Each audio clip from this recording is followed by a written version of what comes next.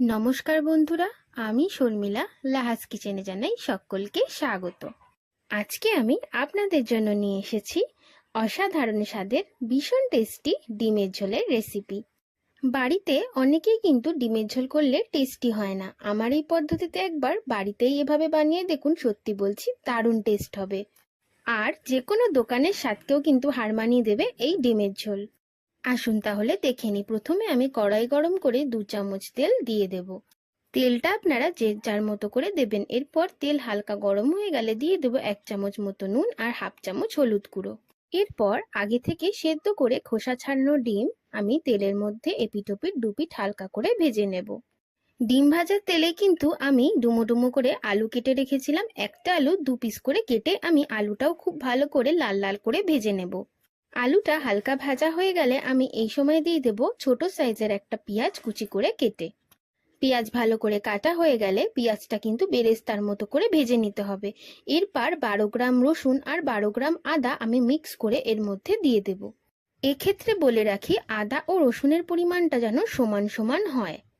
মানে আমি আদা রসুন বাটা দিয়েছিলাম টোটাল 24 গ্রাম। এরপর আমি একটা মিডিয়াম সাইজের টমেটো পেস্ট করে নেব এবং আদা রসুন বাটা দেওয়ার পর ওই টমেটো পেস্টটা দিয়ে দেবো। দিয়ে ভালো করে নাড়াচাড়া করে দিয়ে দেবো 1 চামচ জিরের গুঁড়ো, 1 চামচ ধনের গুঁড়ো, হাফ চামচ শুকনো লঙ্কার গুঁড়ো আর হাফ চামচ হলুদ গুঁড়ো।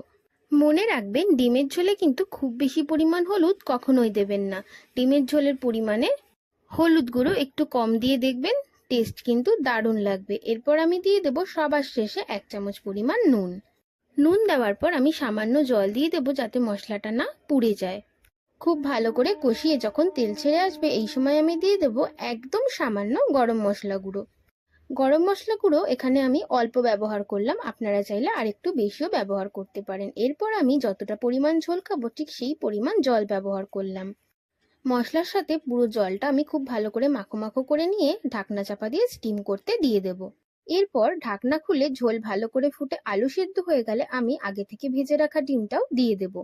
এরপর উপর থেকে ধনেপাতা কুচি ছড়িয়ে খুন্তির সাহায্যে সব কিন্তু খুব ভালো করে নাড়াচাড়া করে নেব একবার।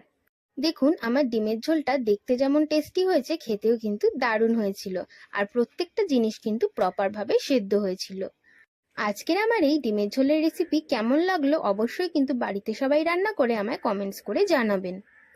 আর আমার এই পদ্ধতি একবার যদি বানিয়ে আপনারা ডিমের ঝোল করতে পারেন, তাহলে বলছি আর কিচ্ছু লাগবে না, এই এক থালা ভাত ডিমের ঝোল দিয়েই খাওয়া হয়ে যাবে। এই রকমই আরো নতুন নতুন ভিডিও দেখার জন্য কিন্তু অবশ্যই সাবস্ক্রাইব করে নিতে হবে লাহাজ কিচেন চ্যানেলকে। সাবস্ক্রাইব করা কিন্তু খুব সোজা, চলে যেতে হবে ইউটিউবে আর সার্চ করে নিতে হবে লাহাজ কিচেন চ্যানেলকে সার্চ করে অবশ্যই সাবস্ক্রাইব করে দিতে হবে। আর অবশ্যই কিন্তু বেল নোটিফিকেশনকেও অল করে রাখতে হবে। আজকের আমার ডিমের ঝোলের রেসিপি এইটুকুই। দেখা হচ্ছে আরেকটি নতুন কোনো রেসিপি নিয়ে। সবাই কিন্তু খুব ভালো থাকবেন, সুস্থ থাকবেন। আজকের মতো এইটুকুই। টাটা।